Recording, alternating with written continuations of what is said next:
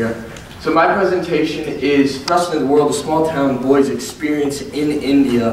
And my presentation more or less revolves around me realizing my status as a racial and cultural minority, or that infamous other. I say a small town boy's experience because that's what I am. I'm from a town of less than 5,000 people. We're all white. And I don't travel much. Vacation to me when I was younger was like going to the pool. It's like, all right, let's go to the pool.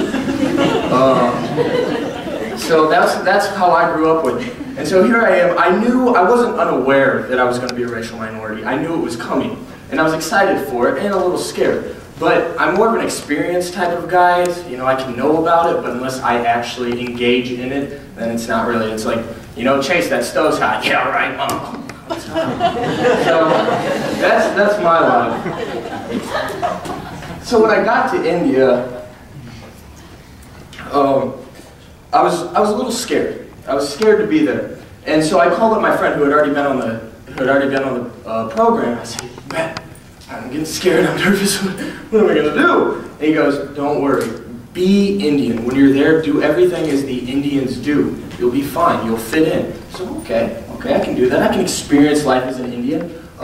When I go to the restroom, I'm going to wash my butt with water, because that's what the Indians do. When I eat, I'm going to eat with my hands, because that's what the Indians do. Hopefully they wash, because I don't want to do that. I don't want to do both of those. So I did it. I wore traditional garb. I got into all the festivals I could. I was excited. I was ready to go, and I did it without thinking. I was experiencing everything I could get my hands on. I was really like a squirrel on caffeine. I was like, let's go, let's do it, let's do it, I want to do it all. And I did do it all. For the first about 3 weeks when I was there, that's what I did. I was out, I was interacting. When I had to use the internet, I was in the internet cafe doing, using the internet like everybody else. A lot of people in our group had bought like little internet sticks, and they were just at the ACM office using the internet there. I was like, no, I'm going to go out, do it as they do it.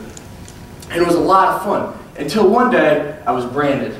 I was up walking just as I normally do, and it hurt too. I was up walking around like I normally did, and I was up, it was a hill that I had taken 10, 15, 20 times before, and it was getting close to dusk. And all of a sudden, a middle-aged Indian man with a large burly dog stops me and says, "Get to the road as fast as you can." What happened? What do I need to get to the road? He's like, "Well, the hill is not a safe place for an outsider." You're right. I am an outsider. You know, I didn't know what to do with that. I was an outsider.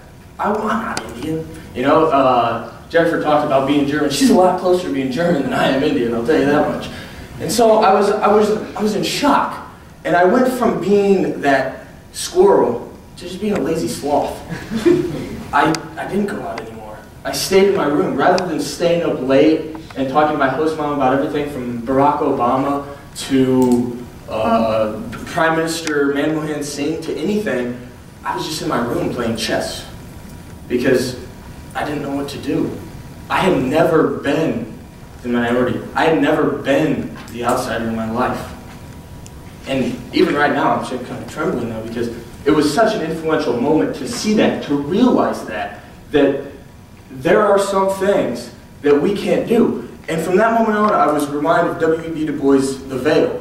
And I'm going to use him because I don't know how to put it in words.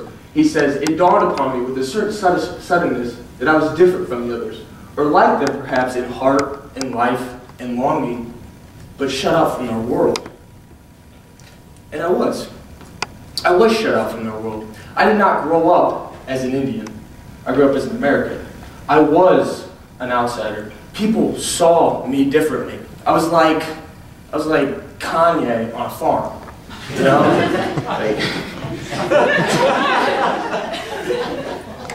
It didn't work. And he also says this is his double consciousness part of it. He must not judge himself based upon his own opinions, but also consider the stigmas that others force upon him. And I had that stigma. As a white person, I was automatically richer.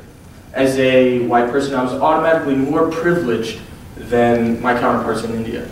One of the most humbling experiences I had over there, we were on a tourist you know, a tourist place to these awesome, amazing caves. Jonathan and Laura, look them up, they're beautiful. And afterwards, I met up with a hawker named John. And he's trying to sell me his stuff, and I was giddy. It was a fun day. I was being a tourist, and he's like, "Here, buy my stuff." And I was like, "John, I can't. I don't have any money." And I didn't. I didn't bring money with me. I was like, "I don't have any money, John." He's like, "Come on, give me your watch. Let's go. We can make a deal." I'm like, well. And eventually, just joking around, I'm like, "John, I'm poor." And I'm smiling, I'm happy. He stops me right there, looks me right in the face, and says, "Don't ever say that. Don't ever say that." And that just makes you feel like dirt. Because he's right. Here's a guy, I talked to him afterwards. This was a man who walked 3 or 4 kilometers every day with his goods on his back so that he could make a living. And here I was, just a student in India learning, because I was able to be a student in India learning. Very, very influential time. And so I started to have a growing recognition. I began to see myself more as a white person. When I walked down the streets, rather than just experiencing my life as an Indian, as I had done before, I saw myself as a white person. I saw people staring at me. I didn't wear my Indian garb anymore because I was afraid that I would insult the traditional Indians. And I talked to some of my friends about it. Say, are you guys insulted that I'm wearing this garb? Are you insulted that I'm trying to acclimate myself into your culture? And they were college students, and I think they were just like, "Nah, you're fine, you're right." But I'm not sure. I still don't know. I don't know if I actually did. And what I came out of is, I started seeing myself as a scientist. I'm an English major, and so like, scientists are just like cold, removed, like, I want to see things. As an English major, I want to put myself in everything. So that's what I saw myself as, just that scientist living outside the experience. I wasn't able to experience. I wasn't able to put my hand on the stove like I was before. And so I think I don't have an answer as to how do we negotiate this boundary. How do we negotiate this difference that I grew to understand? Ultimately, I don't think it's a bad thing. I don't think it's a bad thing because I believe that these are our lives as people, are bred and experienced understandings framed within our culture. We are Americans, except for Sudhi, sorry. But we are Americans. We are who we are because this is what we grew up into. My host mom, sorry, I know I'm going a little longer, but my host mom had a story. We were doing puja, which is a ritual to the gods, a ritual offering to the gods. And we read everything in Sanskrit, and I asked her for the translation. She says, you know, it means blah, blah, blah, thanks, blah, blah, blah. And she says, but it's so much more. I was like, yeah, tell me. And she wouldn't, because it was so much more to her.